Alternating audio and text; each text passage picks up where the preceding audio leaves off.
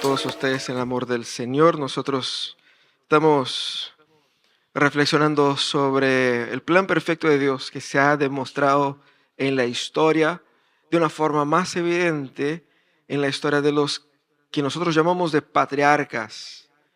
Abraham, Isaac y Jacob. Hoy día empezamos a hablar un poquito más de este tercer patriarca, Jacob. Y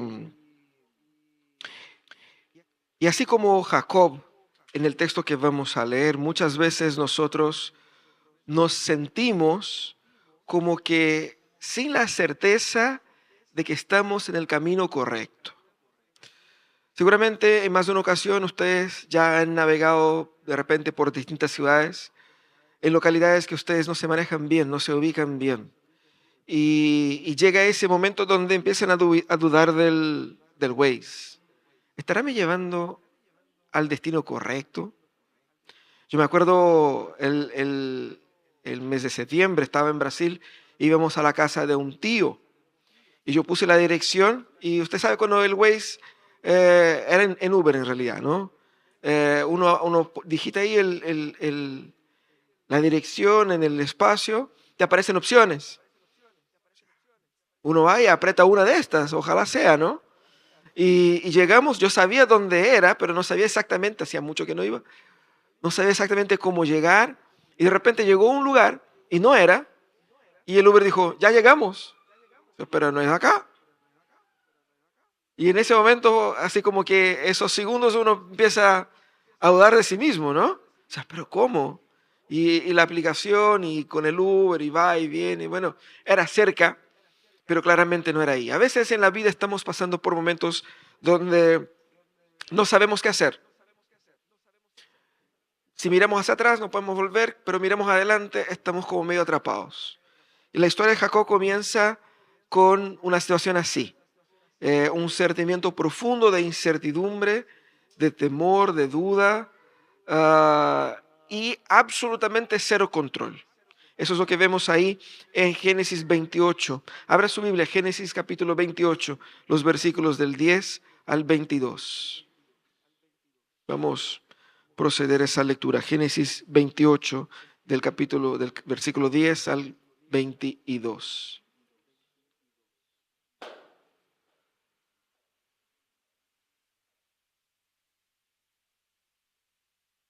Amén. Así dice la palabra de Dios. Jacob partió de Beerseba y se encaminó hacia Harán. Cuando llegó a cierto lugar se detuvo para pasar la noche porque ya estaba anocheciendo. Tomó una piedra y la usó como almohada y se acostó a dormir en ese lugar. Allí soñó que había una escalinata apoyada en la tierra y cuyo extremo superior llegaba hasta el cielo.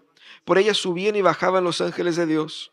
En el sueño, el Señor estaba de pie junto a él y le decía, yo soy el Señor, el Dios de tu abuelo Abraham y de tu padre Isaac.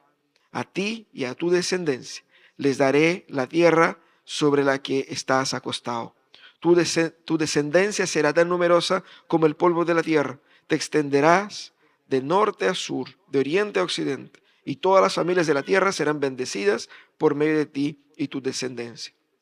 Yo estoy contigo, te protegeré por donde quiera que vayas y te traeré de vuelta a esta tierra. No te abandonaré hasta cumplir con todo lo que te he prometido.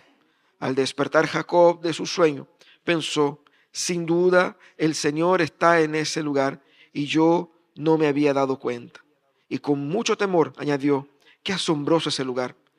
Es nada menos que la casa de Dios y la puerta del cielo. A la mañana siguiente Jacob se levantó temprano, tomó la piedra que había usado como almohada y la erigió como un monumento y derramó aceite sobre ella. En aquel lugar había una ciudad que se llamaba Luz, pero Jacob cambió su nombre por Betel. Jacob luego hizo esta promesa, si Dios me acompaña y me protege en ese viaje que yo estoy haciendo, si me da alimento y ropa para vestirme, y si regreso sano y salvo a la casa de mi padre, entonces el Señor será mi Dios, y esta piedra conmemorativa que yo erigí será la casa de Dios, y de todo lo que Dios me dé, le daré la 10ª parte. Cuando entramos en esa historia, lo que vemos es un joven bastante asustado, que había dejado hace poco la casa de su padre, después de haber engañado a su padre y recibir amenazas de muerte de su hermano. Había sido enviado a la casa de los familiares de su madre, probablemente sin muchos recursos, porque para dormir, teniendo una piedra como almohada, pucha que no tenía nada. Seguramente él estaba en una situación muy triste, porque hacia atrás no podía volver porque su hermano estaba ahí. Y hacia adelante, él no sabía lo que iba a encontrar. Él debiera haber buscado una esposa en la casa de sus parientes, pero cuando Abraham mandó buscar en la casa, en esa misma región, una esposa para Isaac, envió un siervo y envió a su siervo con todo lo que había de mejor en su casa. Cadenas de oro, anillos, argollas, regalos, comidas, 10 camellos llenos de cosas. Ahora tenemos a Jacob en una situación totalmente contraria. Él va sin tener ni un recurso con que ofrecer para decir, cásese conmigo, tengo mucha plata.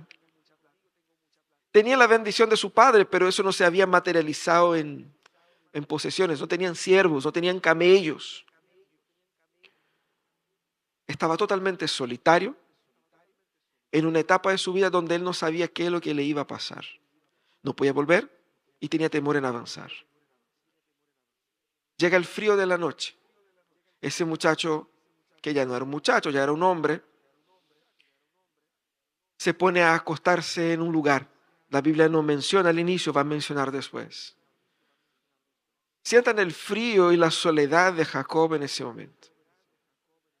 Lo único que él tenía era su astucia.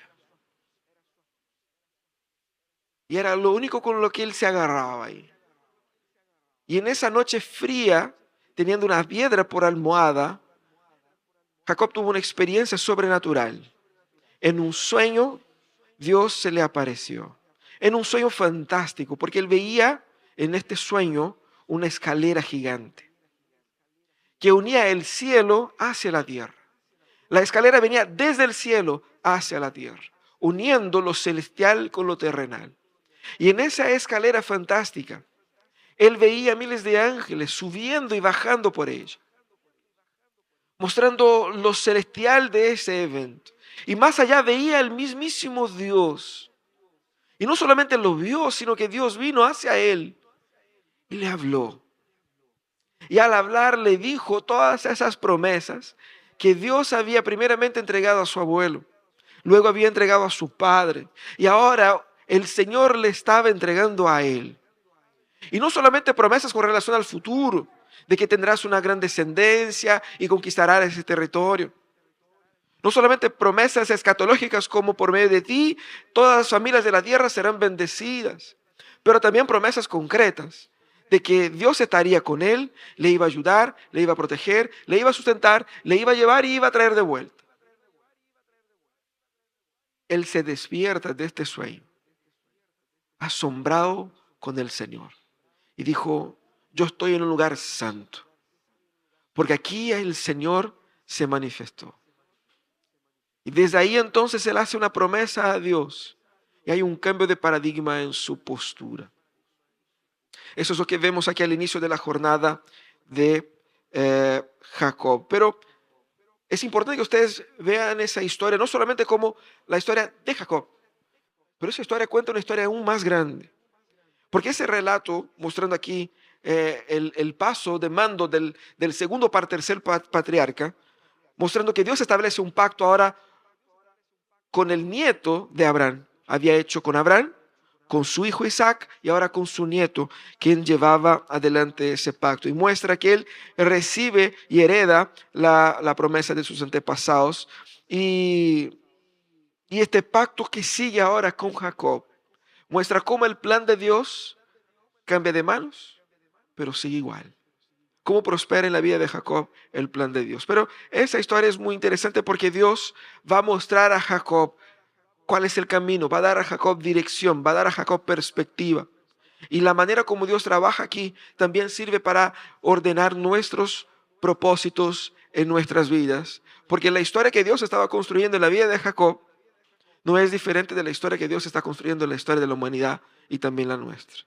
Como vemos acá en el texto, primeramente Dios quiere que nosotros identifiquemos correctamente el protagonista de la historia. Usted va a decir, bueno, pastor, eso es muy fácil. Es Jacob, está escrito su nombre acá, incluso, ¿cierto? No hay por dónde decir. Empieza la historia diciendo, Jacob salió, entonces es él, el que tuvo el sueño, el que hace la promesa, él es el protagonista, pero la historia no es así. Si bien la historia dice que Jacob partió, tenemos el enfoque de la narrativa en un nuevo personaje, ya no en las obras de Isaac, pero ahora más bien en la obra de Jacob. Él está en una situación muy delicada y está cubierto por la noche oscura, en una situación de bastante precariedad. Ese muchacho que estaba ahí en esa situación tuvo un sueño, tuvo una visión. El sueño no fue un delirio, no fue una volada de su cabeza. El Señor se le reveló, el Señor se le apareció. En el periodo de los patriarcas, Dios no hablaba con ellos como lo hace actualmente o como lo hizo durante gran parte de la historia de Israel. En aquella época Dios se utilizaba de lo que se llaman de teofanías, apariciones, visiones, sea por medio de sueños como fue ahora, sea por medio de preencarnaciones como fue con Abraham, como fue con Isaac, visiones de Dios. Y de hecho vamos a ver que en esa historia ella marca un primer encuentro de Dios con Jacob y habrá un segundo encuentro cuando Jacob regrese de Harán. Él se encontrará con Dios de nuevo, pero ya no va a ser un sueño. También va a ser de noche, pero él se va a encontrar físicamente y pelear contra el Señor. Eso es lo que vemos en el capítulo 32. Pero aquí él tiene ese sueño y ve una escalinata, una escalera grande.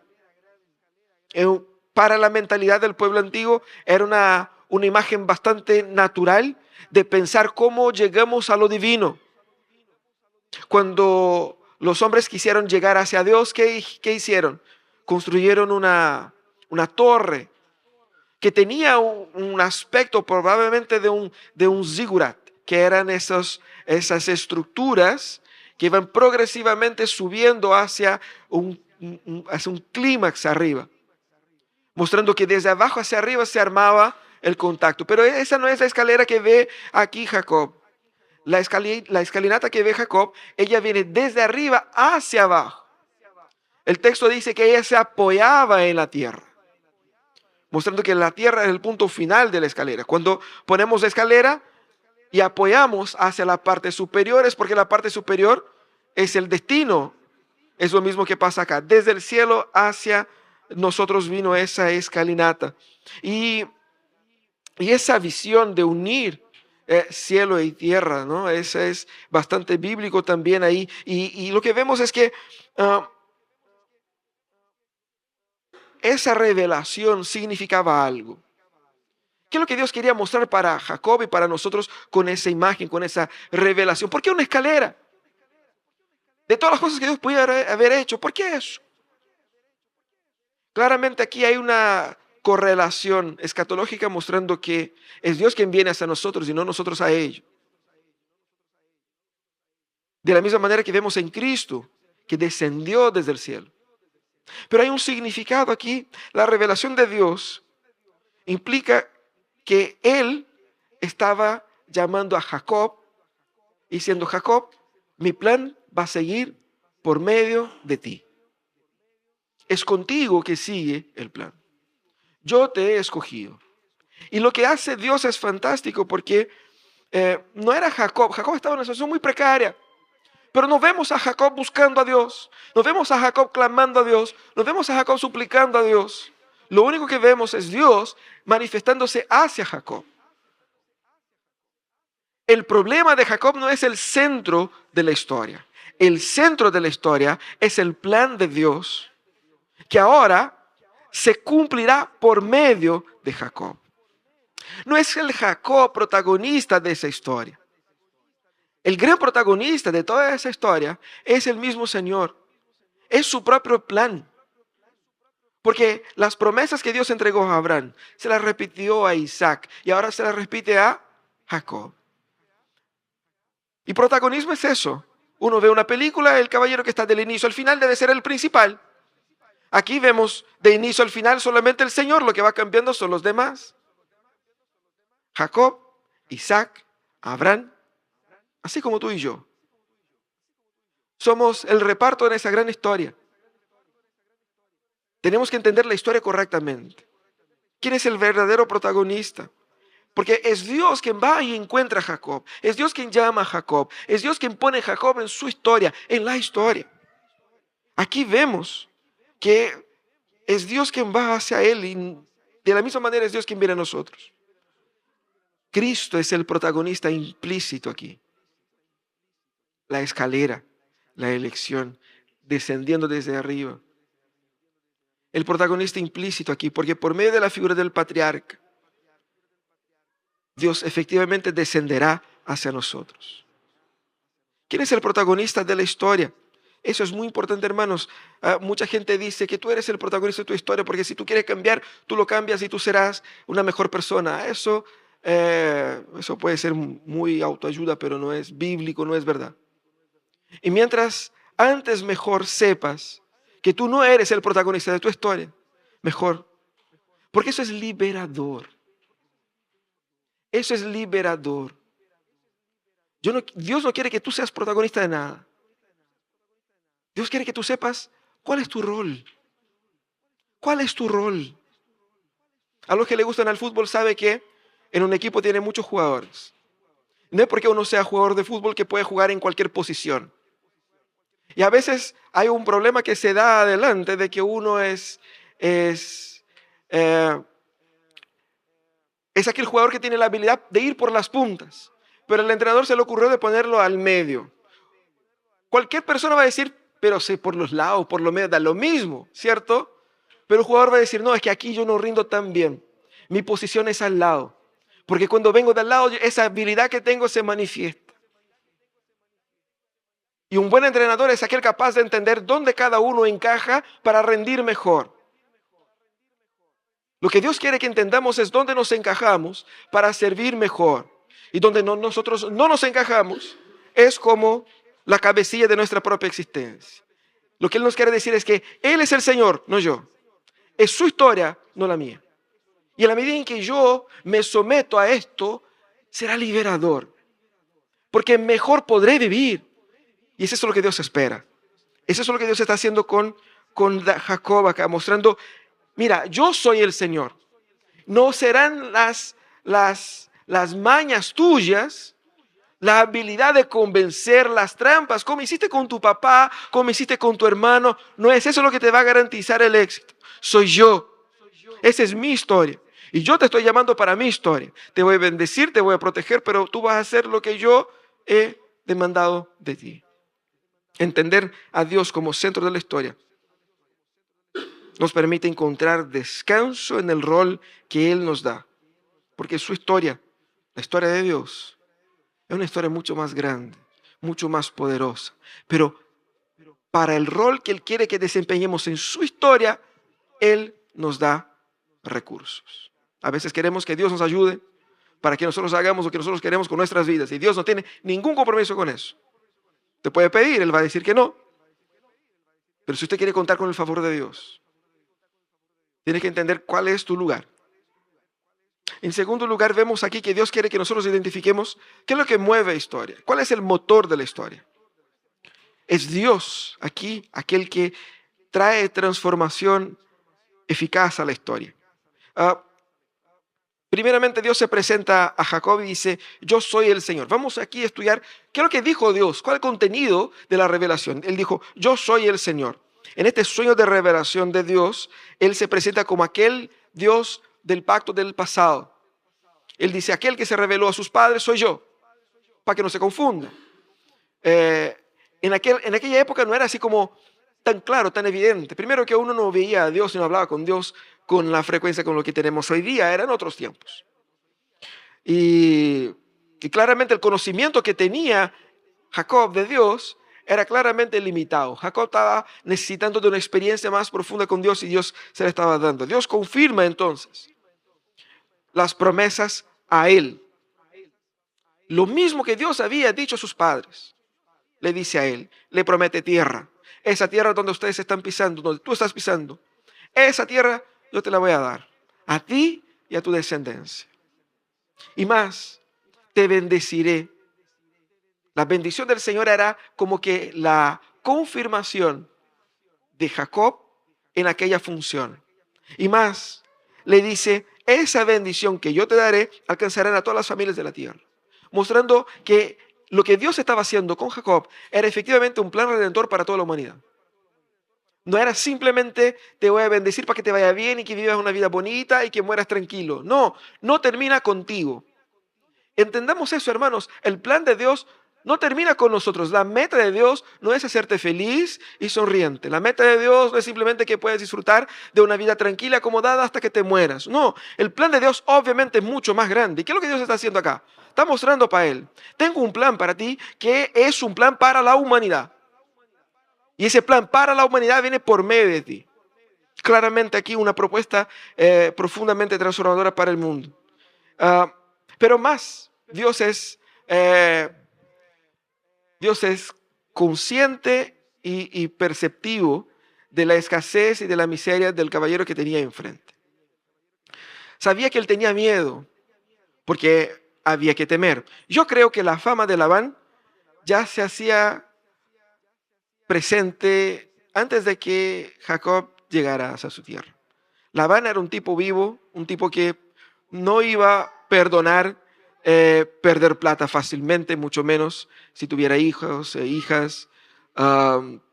Claramente Jacob tenía mucho miedo porque él tenía que casarse, pero no tenía los recursos.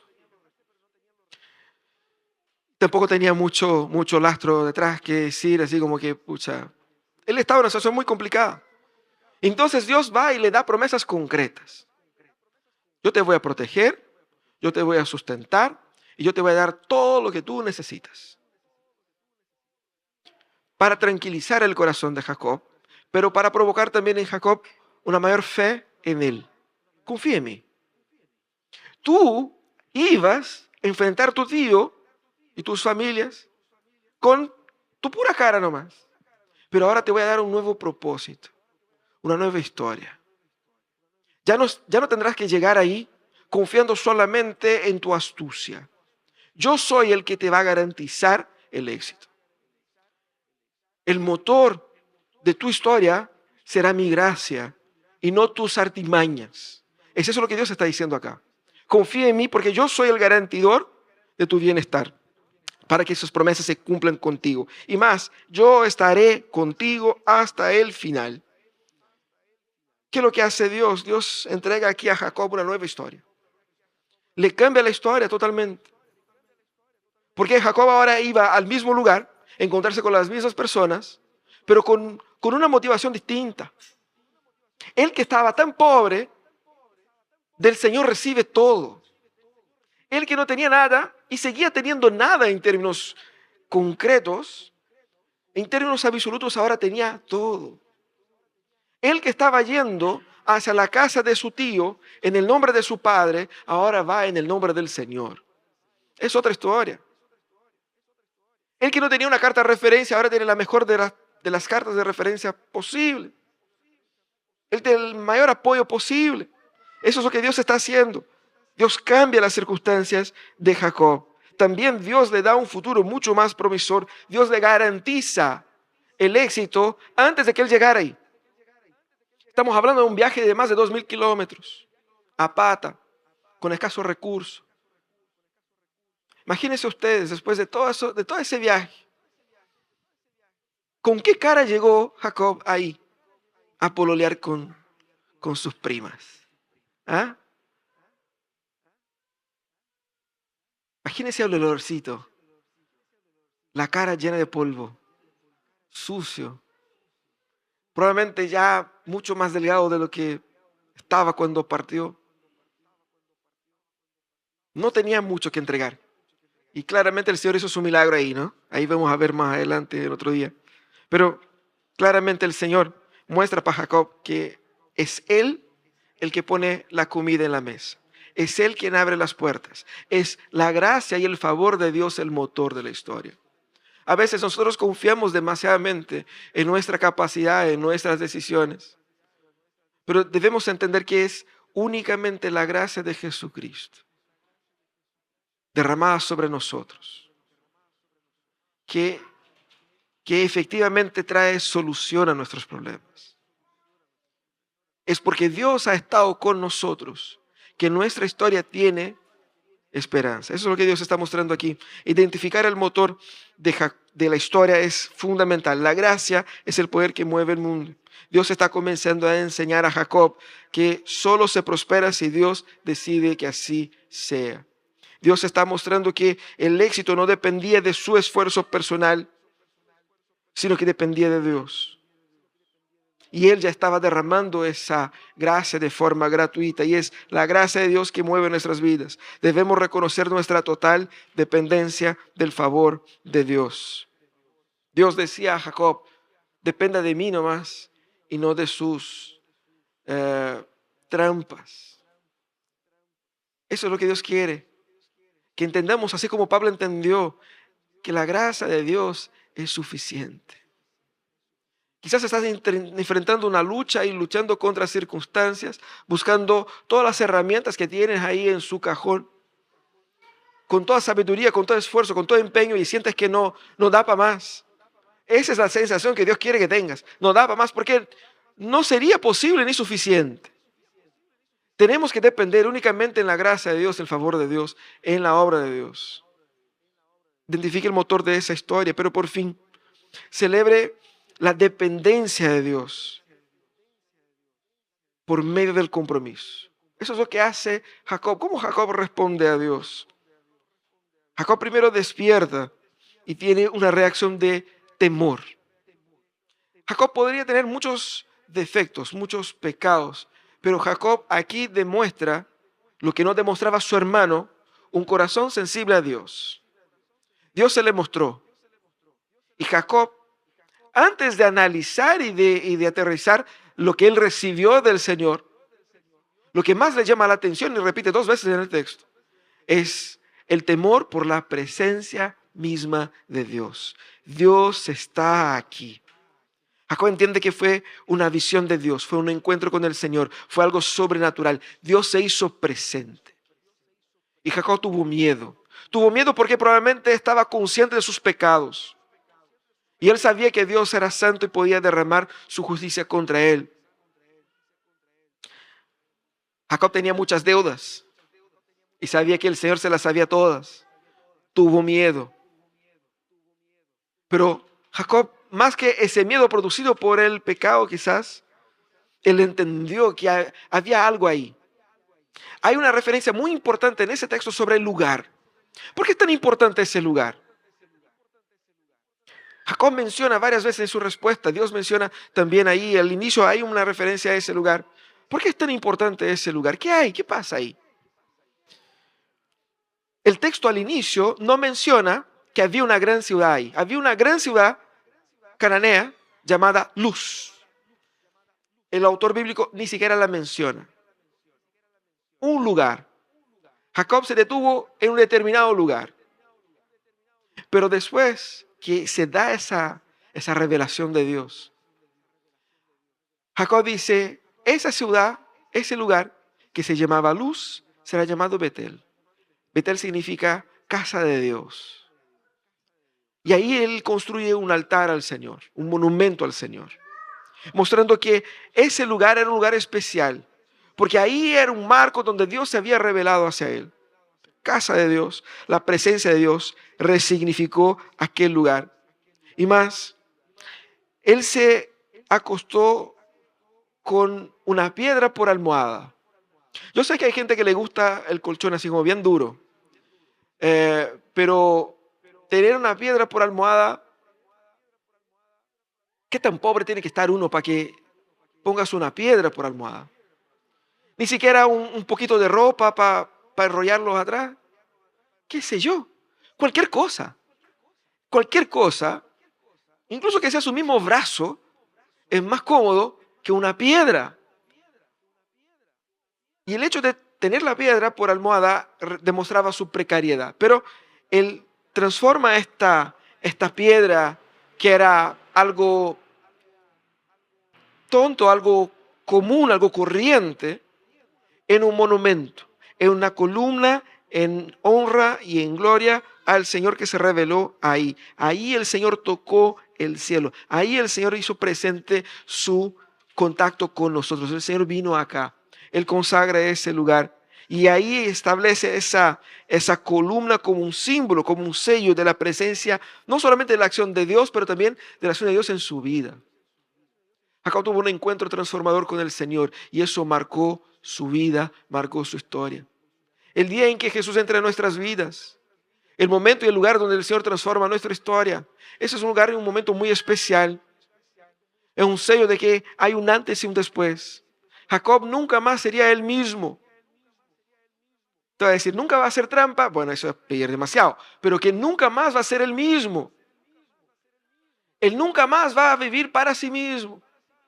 Dios cambió su historia cuando entró en su vida en aquel momento. Y ese memorial es un marco, no solamente para él, pero para las siguientes generaciones. ¿Qué es lo que está haciendo Jacob aquí?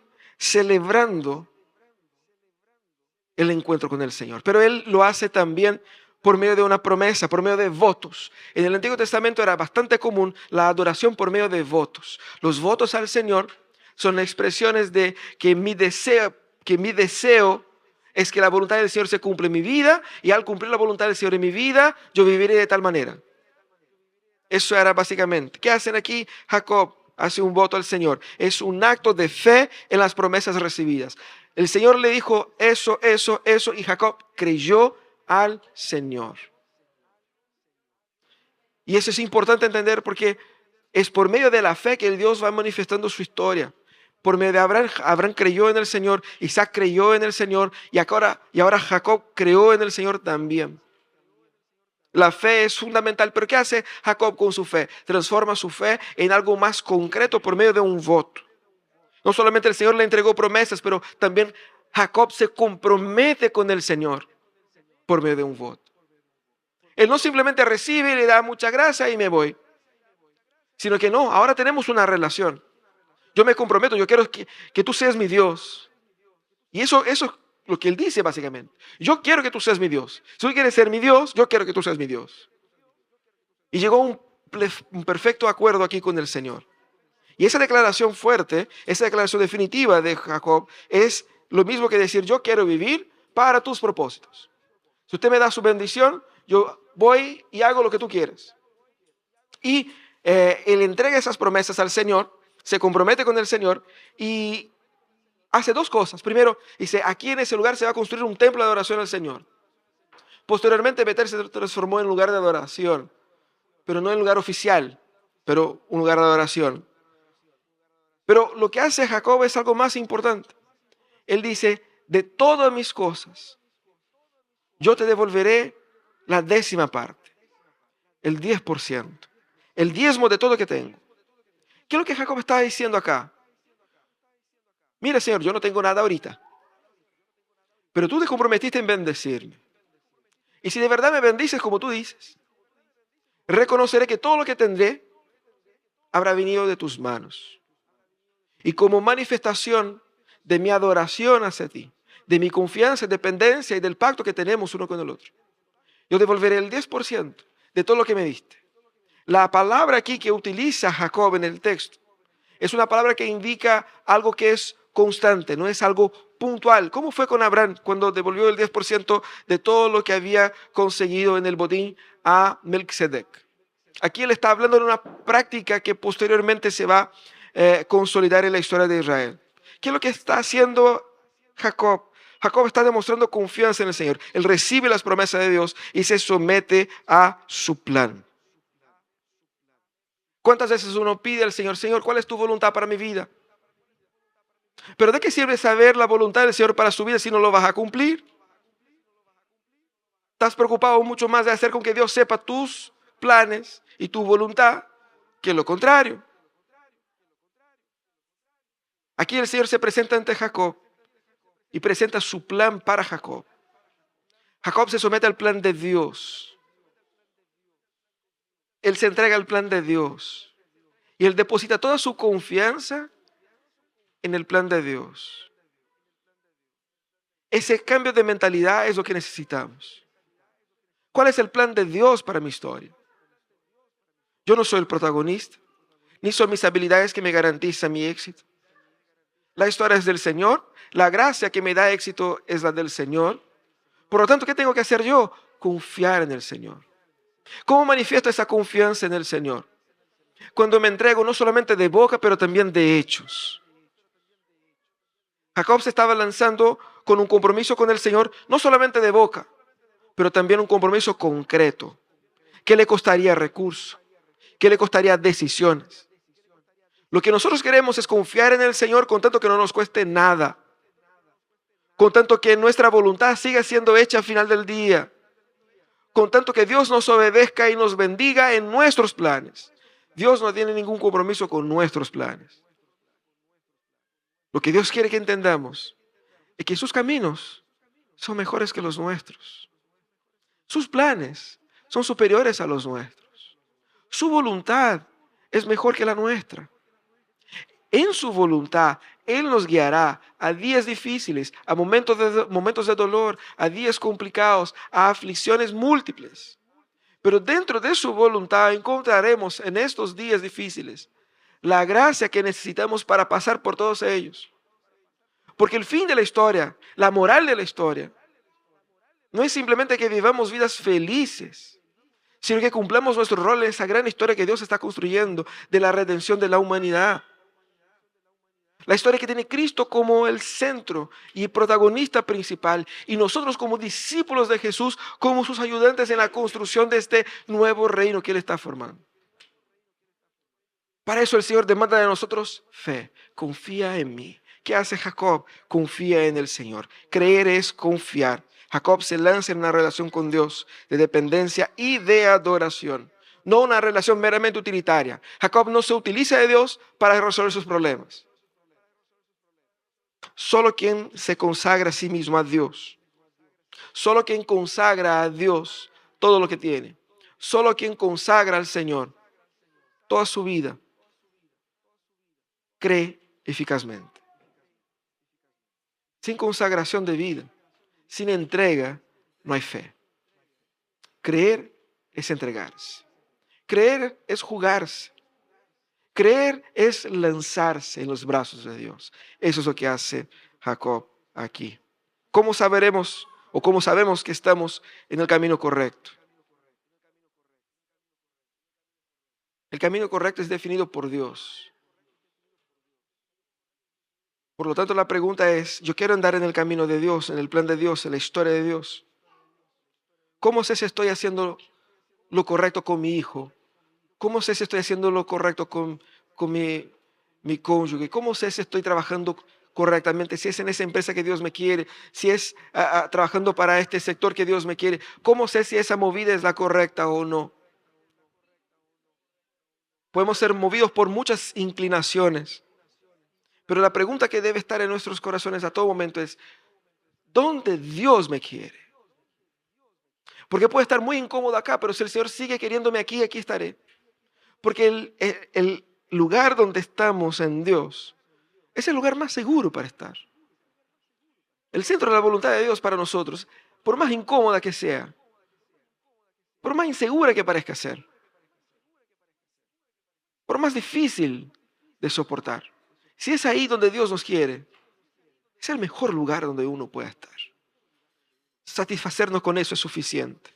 También tenemos que entender que la fuerza para caminar, la fuerza para llegar al destino final, me dará el Señor. El Señor no derramó sus bendiciones todas sobre Jacob en aquel día. El Señor no dijo, mira Jacob, eso es lo que va a pasar. Vas a llegar donde tu tío y hay una prima tuya que es así como 7-7, ¿cierto? Y te vas a encantar al tiro y habrá onda, qué sé yo. Tú te vas a comprometer con su tío y claramente como no tienes plata, vas a ofrecerte a trabajar y vas a trabajar 7 años por ella. Pero Va a haber un problema porque su tío es medio tramposo, te va a engañar, va a pasar la otra, va a tener que trabajar 7 años más, en fin, 14 años trabajando, pero al final va a poder hacer una platita, va a juntar una cantidad de rebaños, 2 esposas, muchos hijos, la cosa te va a ir bien, luego vas a salir de ahí con mucha plata, te vas a resolver con tu hermano y vas a volver para acá. El Señor no le dijo nada de eso. Él no sabía lo que iba a pasar. El Señor no dijo, aquí te estoy dando una tarjeta con toda la plata que va a necesitar para todo ese periodo. Así que vas a llegar a donde tu tío y vas a decir, tío, no se preocupe, tengo la plata aquí, así que pásame la hija. No, el Señor no hizo eso. ¿Qué hizo el Señor? ¿Qué le dio el Señor de concreto a Jacob en aquel día? Nada más que sus palabras. Y Jacob salió a encontrarse con su tío tan pobre de como salió de su casa. Pero Jacob tenía a la gracia de Dios con él. Era el garante de que todo eso, lo que Dios había prometido, se cumpliría. En algún momento se cumpliría. Ahora no. Ahora él llegaría pobre, donde su tío trabajaría 14 años por 2 esposas. Iba a ser engañado 1, 2, 3, 4, 5 veces. El Señor no le resuelve la vida. El Señor lo acompaña en la vida. Porque la trayectoria que él enfrentaría era la etapa necesaria de formación de su carácter. Por lo tanto, Dios no te va a librar de los problemas porque Dios está trabajando en ti para transformar tu corazón por medio de los problemas en los cuales Él te mete. Lo que quiere que entiendas es que Él te da fuerza para caminar. En su gracia, en su favor, Él está contigo. Y si Él está con nosotros, en la medida en que caminamos en su camino, debemos nosotros reaccionar como Jacob. Temor, adoración y consagración. Entrega tu vida totalmente al Señor en una vida de adoración. Adoración no son las músicas que cantamos solamente. Adoración es una postura de vida. Para adorar, uno necesita ser adorador. ¿Qué es eso? Reconocer que toda mi vida encuentra sentido en vivir para Dios. Nuestra música es una expresión de adoración, pero la adoración es la vida. Y eso es lo que el Señor quiere de nosotros. Consagración. Cierra sus ojos, vamos a orar.